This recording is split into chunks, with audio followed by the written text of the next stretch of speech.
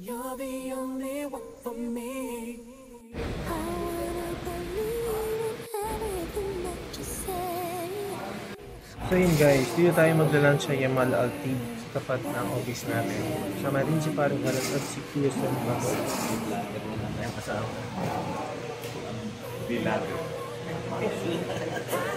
Yan, yung dalawa natin kinukulata palagi. Hindi nagtatanda.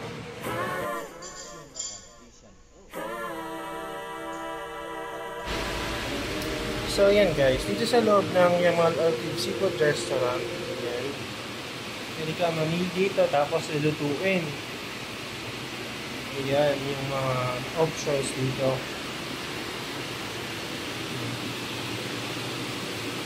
Nandun yung dalawa natin kasama.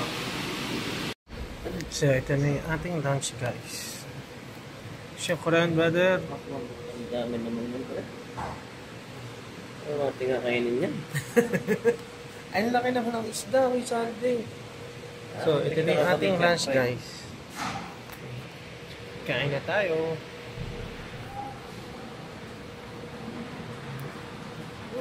Ubusin natin ito ah. Ayan na sili mo. So, ito na yung ating lunch guys. Yun o. Sarap naman ang lunch mo. Kain po tayo. O, atak na.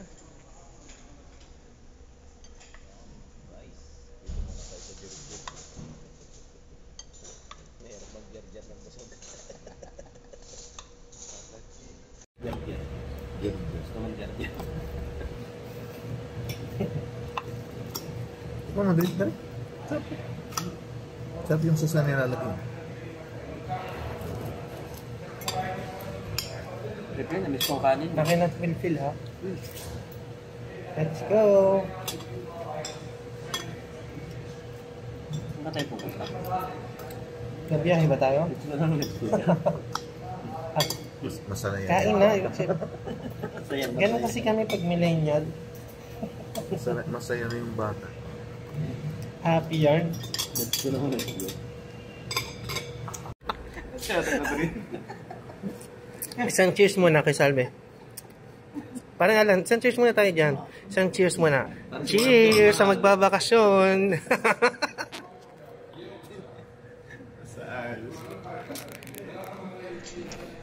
So ayan guys, tapos na tayo kumain. Busog na busog kami.